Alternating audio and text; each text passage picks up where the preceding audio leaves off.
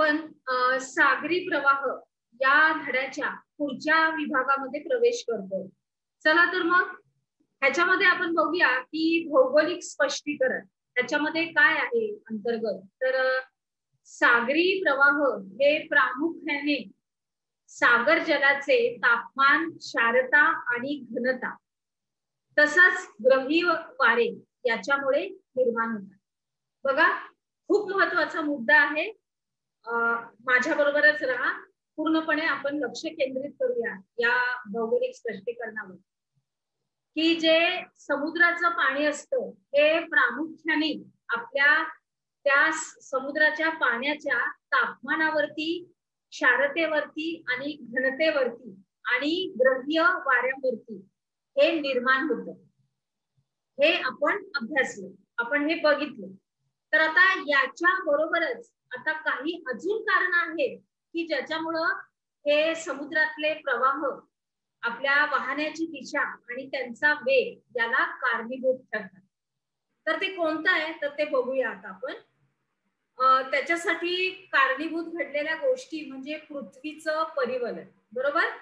आता ते तर कसं कारणीभूत आहे ते आपण बघूया। तर पृथ्वीच्या परिवलनामुळे उत्तर गोलार्धात सागराचे जे प्रवाह असतात, आपल्या समुद्राचे जे प्रवाह असतात ते घड्याळाच्या काट्यांच्या दिशेने फिरतात।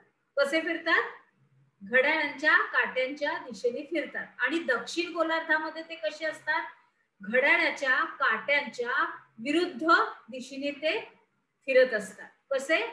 घड्याळाच्या काट्याच्या विरुद्ध दिशेने। बघा, नीट लक्ष द्या विद्यार्थी मित्रांनो, ही कारणं आहेत की पृथ्वीचं परिवलन होत असताना उत्तर गोलार्धामध्ये आणि दक्षिण गोलार्धामध्ये कशा रीतीने हे आपलं समुद्राचं पाणी हे फिरतात, त्यांचे प्रवाह। त्याच्यानंतर दुसरी आहे कारण म्हणजे भूखंड रचना। तर किनारपट्टीची जी आपली रचना असते म्हणजे समुद्र किनाऱ्याच्या, तर त्या समुद्राच्या किनाऱ्याच्या दिशा ह्या बदलतात। म्हणजे जो काही समुद्राचा जो प्रवाह असतो तो साधारण वेग ताशी 2 ते 10 किलोमीटर एवढा असतो।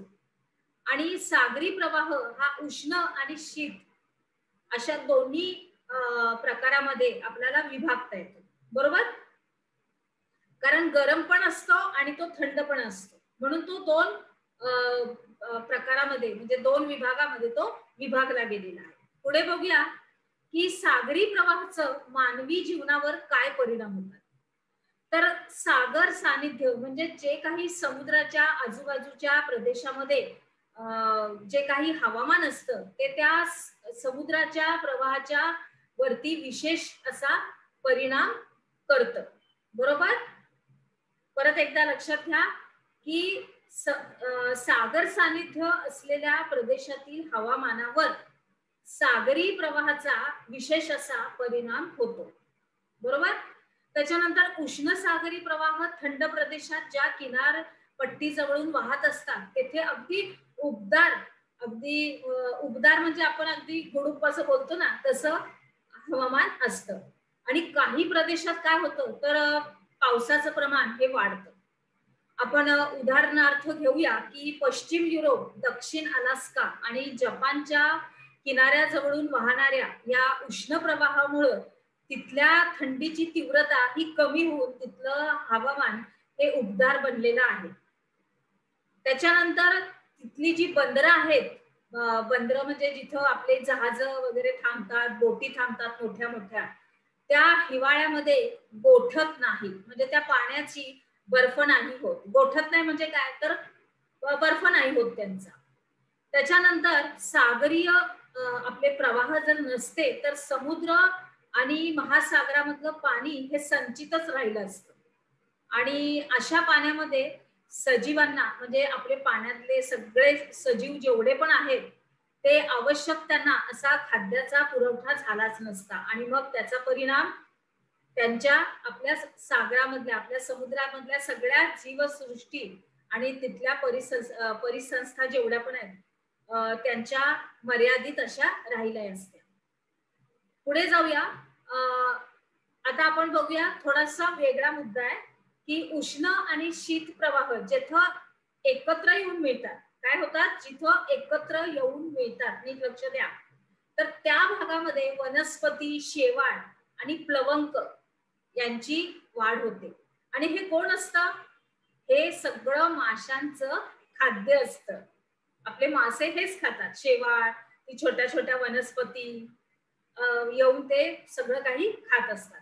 मग त्यामुळं तिथं काय होतं की मोठ्या प्रमाणावर मासे येतात आणि त्यांचं त्याच्यामध्ये प्रजनन होतं आणि म्हणून अशा भागामध्ये मोठी मोठी मत्स्य क्षेत्र अशी निर्माण झालेली आपल्याला दिसतात.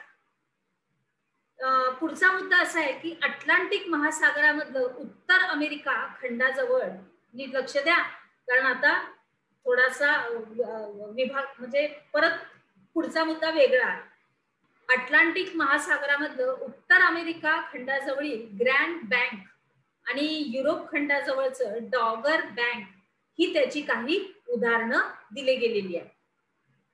आता पुढे उष्ण आणि शीत प्रवाह जेथे एकत्र येतात त्या भागांमध्ये काय होतं माहितीये का? दाट असं धुकं निर्माण होतं. काय होतं? दाट असं धुकं निर्माण होतं आणि मग असं धुकं वाहतुकीला काय होतं? नुकसान पोचवतं, बाधा आणतं. पुढे बघूया. न्यूफा वुडलँड या बेटाजवळ गल्फ या उष्ण प्रवाह आणि लॅब्राडोर शीतप्रवाह हे एकमेकांना मिळतात आणि त्याच्यामुळं काय होतं माहितीये? तिथं सगळं काही दाट असं धुकं निर्माण होतं आणि मग जेव्हा शीतसागरी प्रवाहामुळं हे ध्रुवीय प्रदेशाकडून हिमनग म्हणजे हिमाचे असे खडे सगळे वाहत वाहत येतात.